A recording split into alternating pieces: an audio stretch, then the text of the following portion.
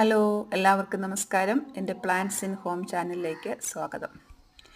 ഞാനിന്ന് നിങ്ങളെ പരിചയപ്പെടുത്തുന്നത് എൻ്റെ മുറ്റത്ത് നിൽക്കുന്ന ആപ്പിൾ മരം എന്ന് പറഞ്ഞാൽ ബെർ ആപ്പിളിനെ കുറിച്ചാണ് ഞാൻ നിങ്ങളെ പരിചയപ്പെടുത്തുന്നത്.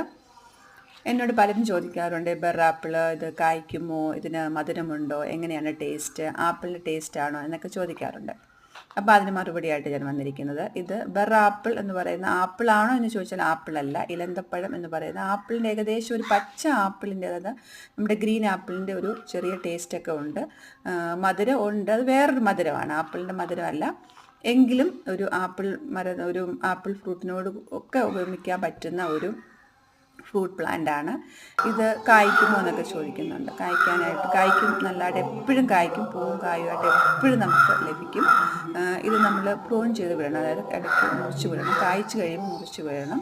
നല്ല വെള്ളവും വേണം, വെയിലും വേണം ഇത് കായ്ക്കാനായിട്ട്. എപ്പോഴും കായ്ക്കും, ഫുൾ ടൈം ഇത് പൂവും കായുമായിട്ടാണ് നിൽക്കുന്നത്. നമുക്കൊരു ആപ്പിൾ ഉപയോഗിക്കുന്ന പോലെ തന്നെ നമുക്ക് ഉപയോഗിക്കാം, ജ്യൂസ് അടിക്കാനൊക്കെ യൂസ് ചെയ്യാവുന്നതാണ്.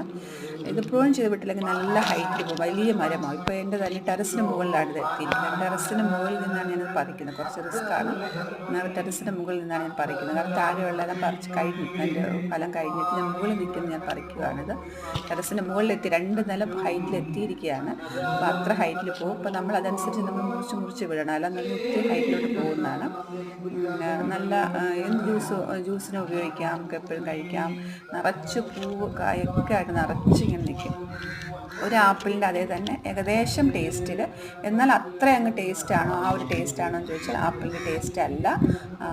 ബെർ ആപ്പിൾ എന്നാണ് ഇതിൻ്റെ പേര്. അറബിക് ആപ്പിൾ എന്നും പറയുന്നുണ്ട്, ഇലന്തപ്പഴം എന്നും പറയുന്നുണ്ട്. എപ്പോഴും പൂവും കായുമാണ്, ഒരു ട്രോപ്പിക്കൽ പ്ലാന്റ് ആണ്. നല്ല വെള്ളവും അതൊക്കെ കൊടുത്താൽ മതി. എപ്പോഴും നമുക്ക് ഇത് ഫ്രൂട്ട്സ് കിട്ടിക്കൊണ്ടിരിക്കും.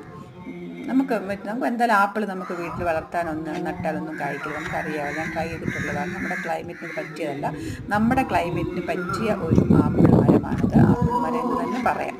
കാരണം നമുക്കത് എപ്പോഴും യൂസ് ചെയ്യാൻ പറ്റും. അതിൻ്റെ ഫ്രൂട്ട് നമുക്ക് എപ്പോഴും കിട്ടും.